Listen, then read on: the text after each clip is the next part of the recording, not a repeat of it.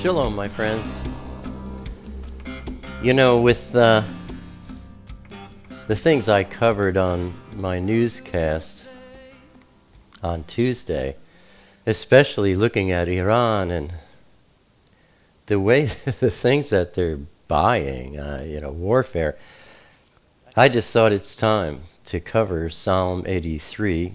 That's Tehillim 83. And Ezekiel, that's Yehezkel, chapters 38 and 39. Because these things, Elohim's prophecies about the last hour, are mounting and solidifying and forming like I've never seen before. So let's dig in first with Tehillim, Psalms. That is Psalm 83.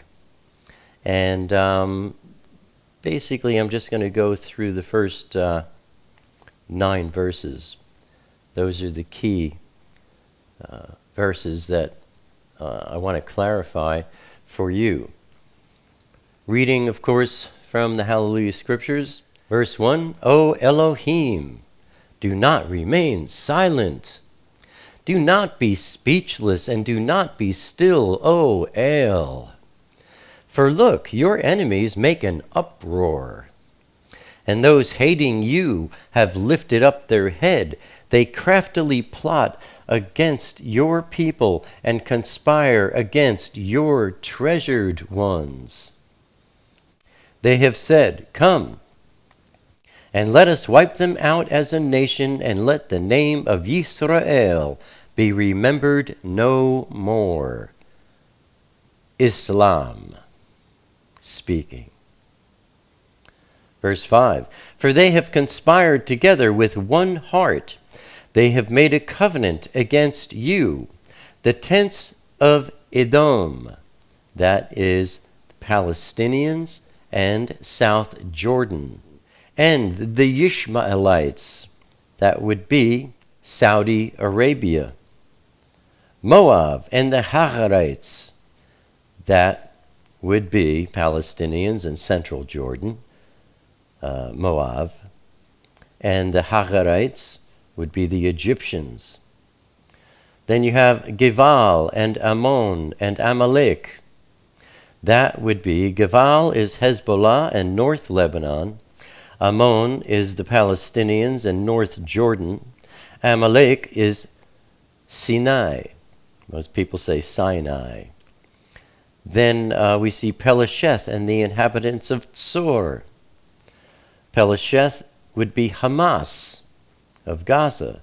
Tzor, commonly known as Tyre in most English versions of the Bible, would be Hezbollah and South Lebanon. Then we see Ashur also has joined with them. They have helped the children of Lot.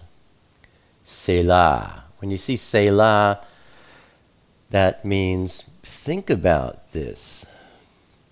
And of course, Ashur is Assyria or Syria. So, it says, do to them as to Midian, as to Sisera. That's verse 9. For that, you can look at Judges chapters 7 and 8. But I'm going to read verses 1 through 8 once more with the names that we're familiar with today. They have said, Come and let us wipe them out as a nation, and let the name of Yisrael, that's Israel, be remembered no more. That is Islam talking. For they have conspired together with one heart. They've made a covenant against you, the tents of the Palestinians in South Jordan, and the Saudi Arabia, Palestinians in central Jordan, and the Egyptians, Hezbollah and North Lebanon, Palestinians in North Jordan, as well as Sinai, Hamas of Gaza, and Hezbollah and South Lebanon. Syria also has joined them. They have helped the children of Lot. There is Psalm 83. pretty much everything that we're seeing in the news presently.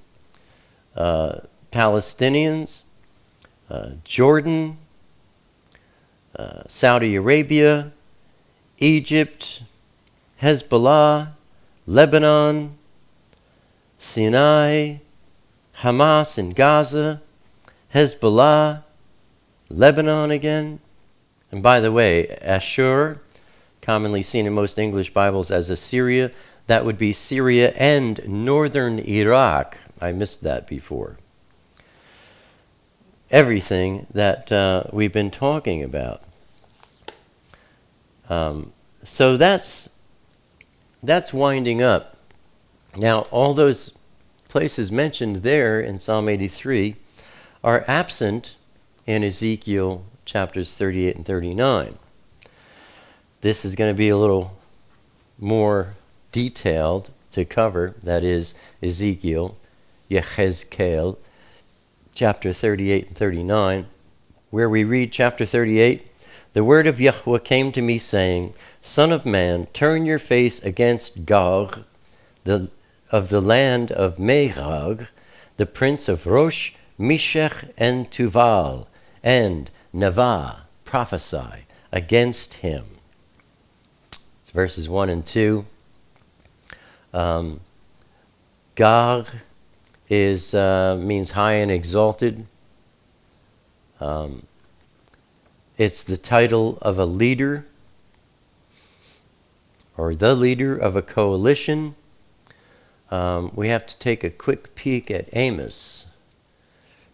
We look at Amos chapter 7, and I'm reading this time from the NIV because that's where I have my notes on this.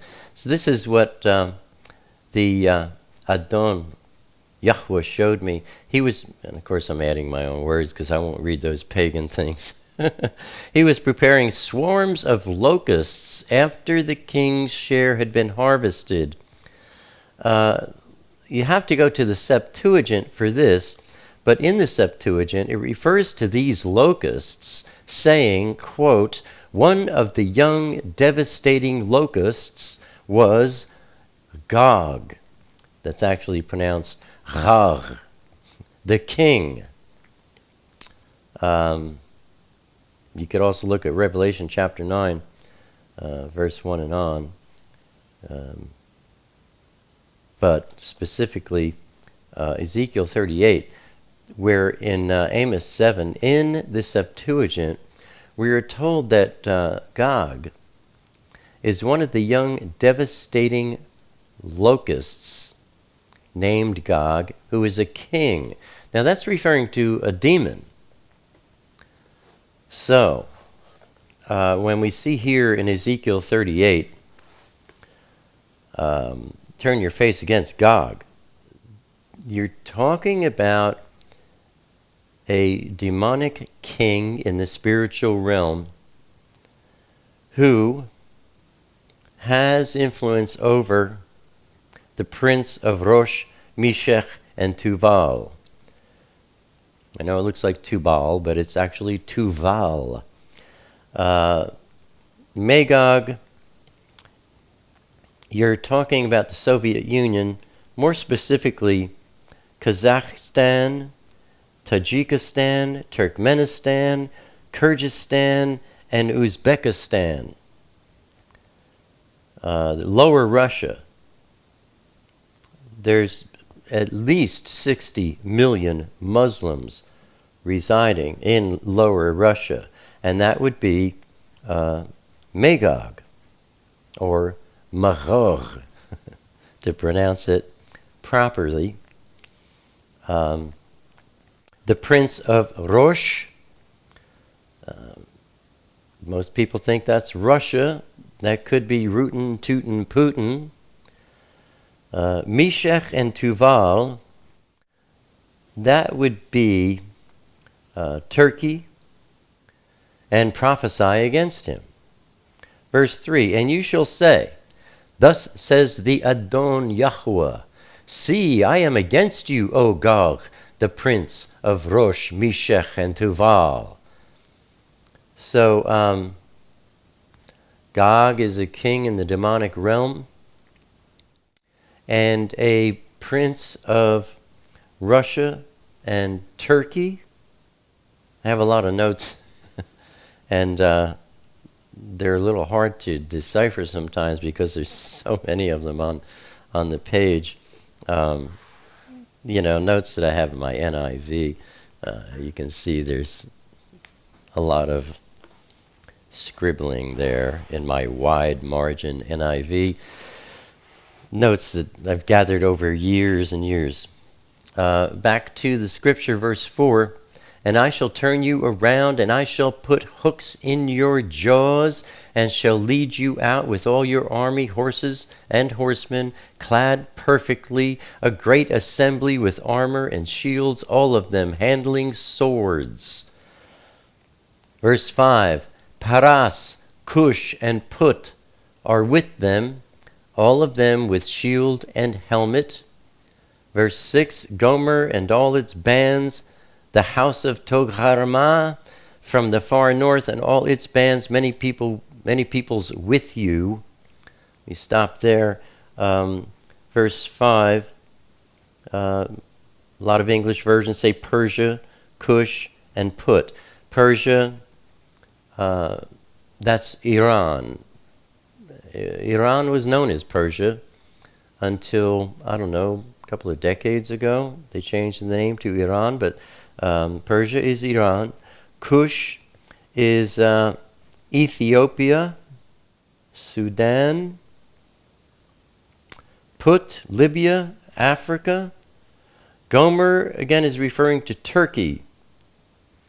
So, Turkey and all its bands. The house of Togarmah, that's Armenia and the Turks, and also areas surrounding. Gomar may also include East Germany, Poland, and Czechoslovakia.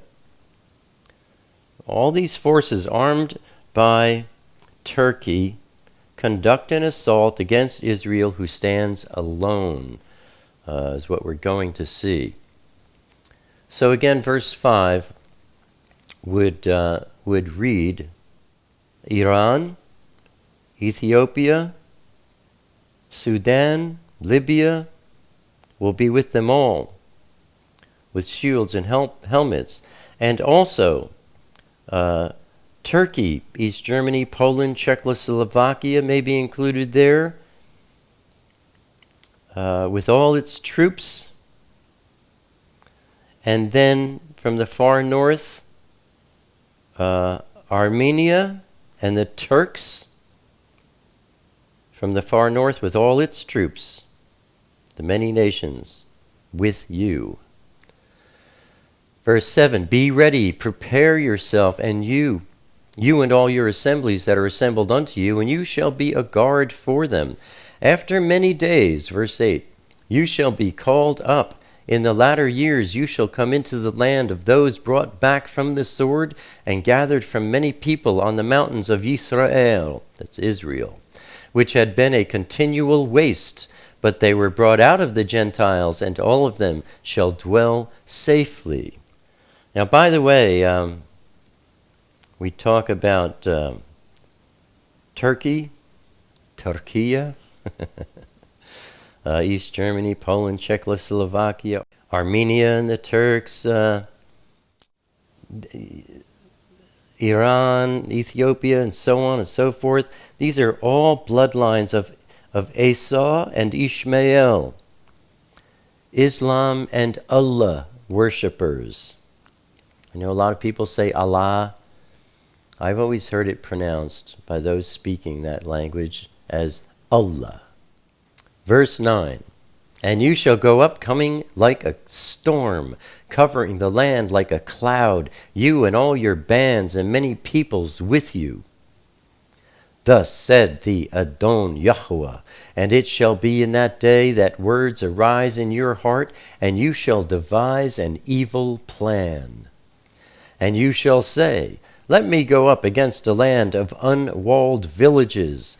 Let me go to those at rest who dwell safely, all of them dwelling without walls and having neither bars nor gates.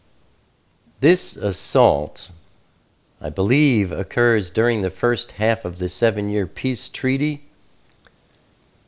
I could be wrong about that. This could happen before the Netchetef, before the rapture. And these land of unwalled villages, you know, we see the walls surrounding Israel, Yisrael. But this is talking about unwalled villages. Not sure, be honest with you, my friends, I'm not sure what that means. I'm not sure that it means the walls in Israel come down, because that would be the walls of a nation, not walls of villages. There's a lot of things we don't understand. A lot of things that I didn't used to understand that I understand now. And things like this will be revealed in the future. Don't try and force understanding on these things. Pray to Elohim and wait on Elohim, and it will be revealed very clearly at the proper time. We go to verse 12. This is key. Talking about, back to verse 11, you'll say, let me go up against a land of unwalled villages. Let me go to those at rest who dwell safely, all of them dwelling without walls and having neither bars nor gates. Verse 12, to take plunder and to take booty, to stretch out your hand against the waste places that are again inhabited, and against a people gathered from the Gentiles, acquiring livestock and goods who dwell in the middle of the land. Key is the beginning of verse 12, to take plunder and to take booty. I believe this is talking about Israel having plunder and booty to take because of them winning the war of Psalm 83. No one can ever defeat Israel, ever. Yahweh fights Israel's battles. And so I believe the Psalm 83 war is going to happen first. And as I mentioned, when you look at the lands or the people that are involved in Psalm 83, it's everything that I've been talking about in my newscast. Every one that I've been talking about. That thing is growing and mounting huge. The IS, they are moving at a rapid pace. That will lead to an attack on Israel. Israel will win. She will gain a large amount of land. Then what we're seeing here in Ezekiel 38, verse 12, to take plunder and to take booty from Israel, the plunder and booty that they gained from that Psalm 83 war. Now we move to verse 13, Sheba and Dedan. That's actually Shiva and Dedan. And the merchants of Tarshish and all their young lions shall say to you, have you come to take plunder? Have you gathered your army to take booty, to bear away silver and gold, to take away livestock and goods, to take great plunder? Let's stop there. Sheba and Dedan, that's Saudi Arabia. The merchants of Tarshish, I believe that's Britain. And all their young lions, I believe that would be America, Canada, and Australia, the young lions of Britain. So, once again, verse 13 would be Saudi Arabia and Britain and America, Canada, and Australia. They're all saying, have you come to take plunder? Have you gathered your army to take booty, to bear away silver and gold, to take away livestock and goods, to take great plunder? Therefore, Son of man, Navah, prophesy, and you shall say to Gog, Thus said the Adon Yahweh, in that day when my people Yisrael dwell safely, would you not know? And you shall come from your place out of the far north, you and many peoples with you, all of them riding on horses, a great assembly and a mighty army. Verse 15, you shall come from your place out of the far north. That would be Russia, the Soviet Union, Kazakhstan, Tajikistan, Turkmenistan, all the Stan brothers. Verse 16, and you shall come up against my people Yisrael like a cloud to cover the land. In the latter days it shall be, and I shall bring you against my land. I shall bring you against my land, Yahweh says, in order that the Gentiles know me when I am kadosh in you, when I am dedicated in you, O Gog, before their eyes. Verse 17, thus said the Adon Yahweh, are you the one I spoke of in former days by my servants, the Nevi'im, prophets of Yisrael, who Navu prophesied for years in those days to bring you against them? Are you the one I spoke of in former days? That's regarding Gog. Verse 18, and it shall be on that day, on the day when Gog comes against the land of Yisrael, declares the Adon Yahweh, that my wrath shall come up in my face. In other words, in the original language, that my wrath will show in my face. Verse 19, for in my jealousy and in the fire of my wrath I have spoken.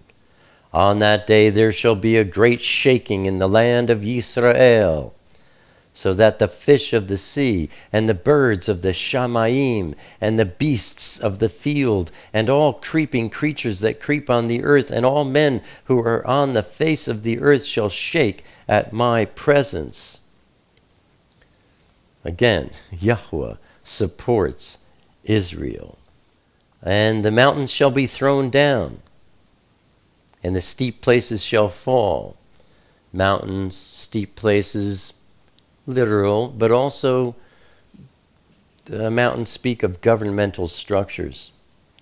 And every wall fall to the ground. And I shall call for a sword against Gog on all my mountains, declares the Adon Yahweh, the sword of each one being against his brother. And I shall judge him with pestilence and blood, and rain down flooding rain and hailstones, fire and sulfur on him and on his bands and on the many peoples who are with him. And I shall exalt myself and kadosh, dedicate myself, and I shall be known in the eyes of many nations, and they shall know that I am Yahweh. Man. Chapter 39. And you, son of man, Navah, prophesy against Gog, and you shall say, thus said the Adon Yahweh, see, I am against you, O Gog, the prince of Rosh, Meshech, and Tuval, and shall turn you around, and lead you on, and bring you up from the uttermost parts of the north, and bring you against the mountains of Yisrael, and shall smite the bow out of your left hand, and make the arrows fall from your right hand. On the mountains of Yisrael you shall fall, you and all your bands, and the peoples who are with you, to the birds of prey of every sort, and to the beasts of the field I shall give you for food. Verse 5, on the face of the field you shall fall, for I have spoken, declares the Adon Yahweh. Adon means master. Verse 6, and I shall send fire upon Magog and on those who live undisturbed in the coastlands, and they shall know that I am Yahweh. And I shall make my Kodesh name, my dedicated name, known in the midst of my people Yisrael. That name is Yahweh, my friends. And not let my Kodesh name be profaned any more. You know, his name is profaned every time somebody calls him Lord, the English way of saying Baal. His name is profaned every time somebody calls him God, the nickname of Gadriel, Satan's name.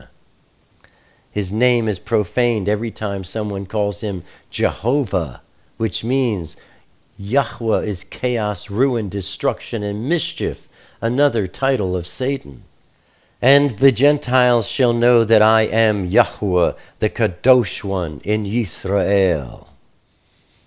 Verse 6, and I shall send fire upon Magog and on those who live undisturbed in the coastlands. That could be referring to America. And they shall know that I am Yahweh.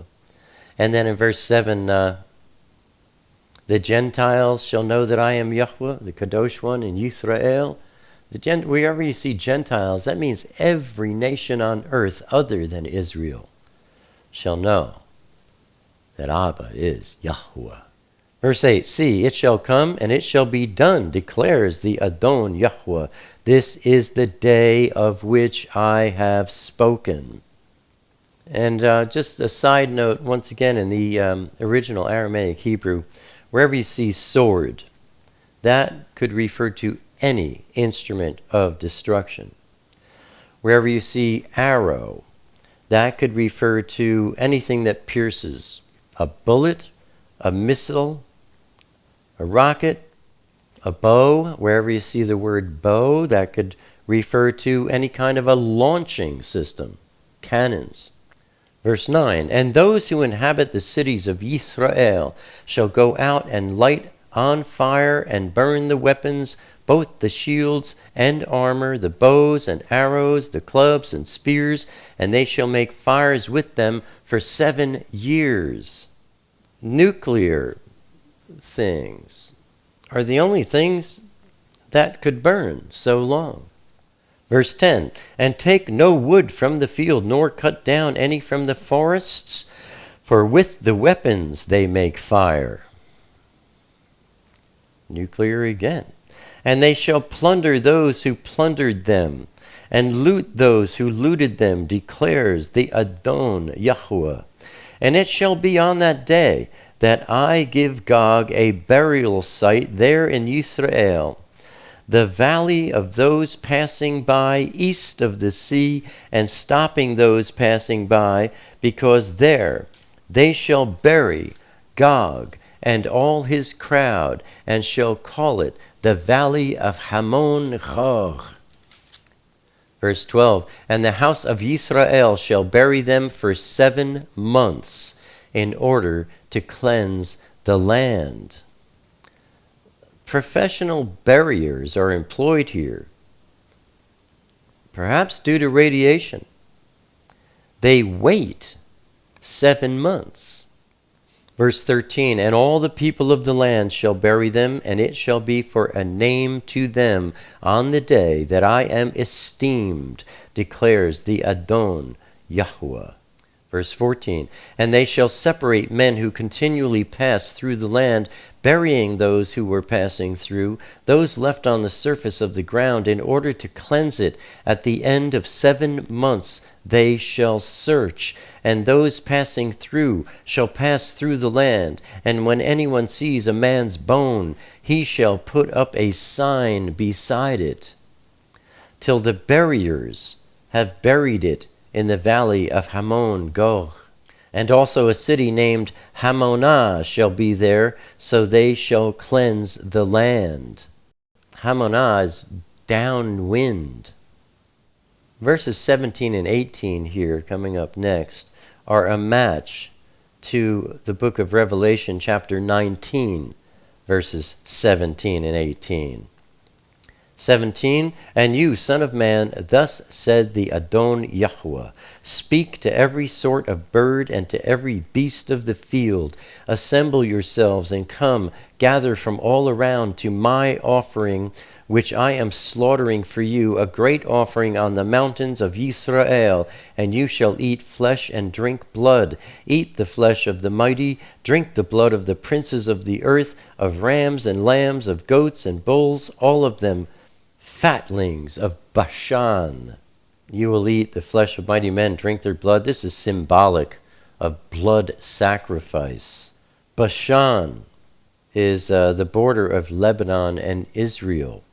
And you shall eat fat till you are filled, and drink blood till you are drunk at my offering, which I am slaughtering for you.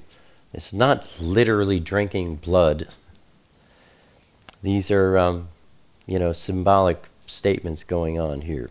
Verse 20, and you shall be satisfied at my table with horses and riders, with mighty men, and with all the men of battle, declares the Adon Yahweh. And I shall place my esteem among the Gentiles, and all Gentiles, all nations on earth other than Israel, shall see my judgment which I have executed, and my hand which I have laid on them. And the house of Israel shall know that I am Yahweh, their Elohim, from that day onward. Verse 23, and the Gentiles, all nations on earth other than Israel, shall know that the house of Israel went into exile for their wickedness, because they have trespassed against me, so that I hid my face from them in the past. And I gave them into the hand of their adversaries, and they all fell by the sword. Talking in the past, about the past. Verse 24, according to their uncleanness and according to their transgressions, I have dealt with them and have hidden my face from them. In the past. Verse 25, therefore, thus said the Adon Yahweh, now I am going to bring back the captives of Yaakov, that's Jacob. And I shall have compassion on all the house of Israel, and shall be jealous for my Kodesh name. And they shall have borne their shame, and all their trespass they committed against me, when they dwell safely in their own land, with none to make them afraid. When I have brought them back from the peoples and gathered them out of the lands of their enemies, and I shall be kadosh in them, I shall be dedicated in them, before the eyes of many Gentiles, many nations. And they shall know that I am Yahweh, their Elohim, who sent them into exile among the Gentiles, and then gathered them back to their own land, and left none of them behind. Verse 29, and no longer do I hide my face from them. For I shall have poured out my Ruach on the house of Yisrael, declares the Adon Yahweh. There's our study for this week, my friends. As always, I hope and I pray that this study has been a berachah to you and to yours. Thank you so much for your support. Until next week, shalom, my friends.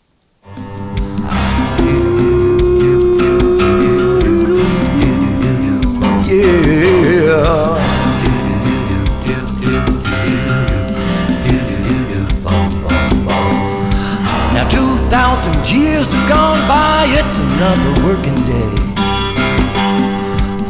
Some would rather let it lie, but the question still remains.